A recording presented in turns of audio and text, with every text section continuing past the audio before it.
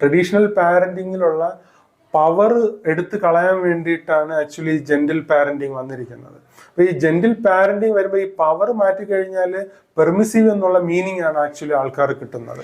പക്ഷെ അത് യൂസ്ഫുൾ അല്ല, അതൊരിക്കലും യൂസ്ഫുൾ അല്ല. അപ്പോൾ ആ പ്രോബ്ലം നമ്മൾ അഡ്രസ്സ് ചെയ്യണമെങ്കിൽ തീർച്ചയായിട്ടും ഒന്നുകിൽ ജെന്റിൽ പാരന്റിങ് എന്ന് പറയുന്നത് ബൗണ്ടറി സെറ്റ് ചെയ്യുന്നത്, അതായത് ട്രഡീഷണൽ പാരന്റിങ് പറയുന്ന റൂൾസും ഹൈറാർക്കിയും പ്രോപ്പറായിട്ട് നമ്മൾ ഡിസ്കസ് ചെയ്താൽ മാത്രമേ പ്രാക്ടിക്കലി നമുക്ക് കുട്ടികളെ നല്ല രീതിയിൽ ഡെവലപ്പ് ചെയ്ത് കൊണ്ടുവരാൻ പറ്റും. പക്ഷെ പറയാൻ എളുപ്പം ജെന്റിൽ പാരന്റിങ് ആണ്, പക്ഷെ നടപ്പിലാക്കാൻ ബുദ്ധിമുട്ടും ജെന്റിൽ പാരന്റിങ് ആണ്. പക്ഷെ പറയാൻ പാട് ട്രഡീഷണൽ പാരന്റിങ് ആണ്, നടപ്പിലാക്കാൻ എളുപ്പം ട്രഡീഷണൽ പാരന്റിങ് ആണ്.